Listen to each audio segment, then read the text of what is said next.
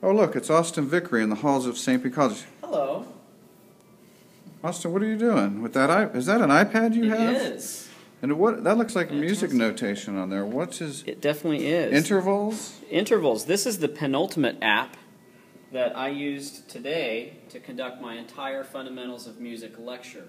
And we started with a little review of intervals, talking about major and minor, also perfect, augmented, and diminished. And well, what's the advantage of doing that on an iPad tablet instead of the board? The really great thing is that, one, it's technology, which kids will eat up. Students just love it. The second is I can save this entire string of notes. So there's 16 pages of this 16 pages of this of lecture notes? Talking about intervals and minor scales. Can I see another page? Absolutely. Just to get a sample? We can go to all wow, of the pages. Wow, that's one lecture? This is one lecture, one class, 2-hour class today. So you're saying that, in other words, on a normal day, that would have all been on the board and then erased? Yes. And now? Now it can be saved as a PDF file and posted to Angel or sent to students who want the lecture notes, even those with disabilities who require lecture notes to help them study. And this is one class session. This is one class session of talking about, these first 3 pages are intervals. And then I started in on the minor scales today. Natural minor, getting up to the harmonic minor, somewhere down here. There, natural minor, harmonic minor. These pages are probably date stamped also through the technology, so you can tell what day you covered what topic. What I do is save this as its own book with the name of the lecture and the date and what I talked about. So it's its own lecture, and I can just send the entire book as that day's lecture, and I can create 16 pages. I can create a new notebook for each day that I'm doing a lecture and save them all. So this is a game changer.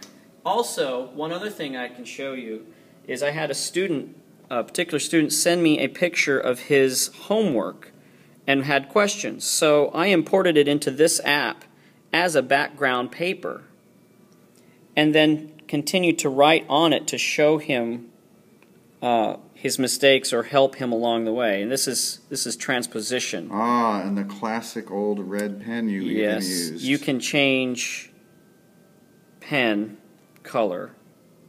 Of course, correcting a paper you need a red pen. Yes, of course. Well, I mean, we need to have a little bit of tradition in light of this new technology. Absolutely. I'm very excited about it. Well, that's amazing, Austin. I'm glad I ran into you this day. Absolutely. And I'm really amazed that you generated 16 pages of notes for one lecture. Yes. Now, your students all gathered around the iPad so they could see what you were doing? No, I only had 4 students in class today, but they were definitely amazed by watching us come to life. So in other words, if one wanted to read this note, they'd all gather around your iPad and just look over your shoulder onto this? Pretty much. No, not really. How would you show this to an auditorium full of people? Well, I show that by getting the video adapter. Oh, and what's that? Hooking that up to a projector. It's $30 at Best Buy.